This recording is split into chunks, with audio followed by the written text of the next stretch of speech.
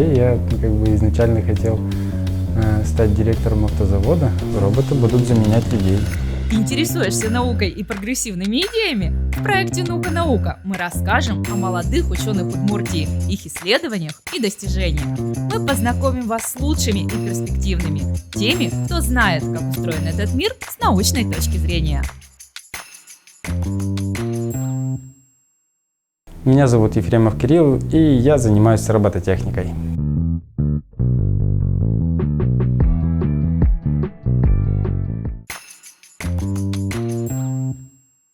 Случайно. Вообще я как бы изначально хотел стать директором автозавода, но не вот нашего ижевского автозавода, а открыть свой автомобильный завод. После армии как бы, так через родителей получилось, через Юрия Леонидовича Караваева.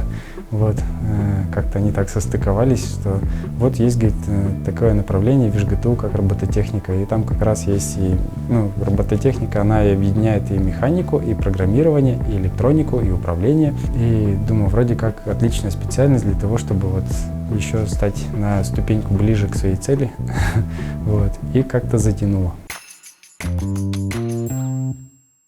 У меня вот по диссертации, например, повышение точности управления мобильным роботом.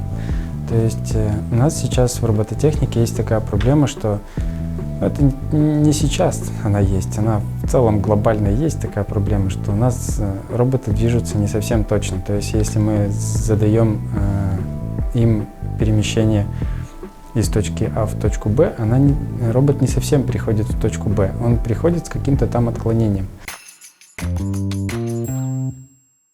Последний робот — это вот робот, который многозвенный мобильный робот со свободно вращающимися колесами. Он похож на робота-змею, то есть вот он и перемещается, да, тоже как змея.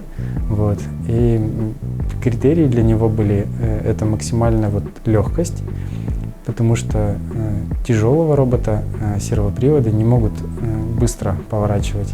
Роллер рейсер состоит из всего одного привода и 4 колес. То есть на весь робот тут всего один привод, но при этом он может двигаться и вперед, и назад, и влево, и вправо.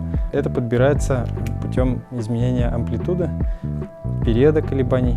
Мы сделали вот такой прототип натурный, его провели натурные эксперименты. Потом этот прототип расширили до 3-звенной версии. 3-звенная, она уже такая, как бы, не очень, на самом деле, похожа на роллер-рейсер вроде бы как. Но на самом деле тут всего добавляется еще один привод и еще одно звено.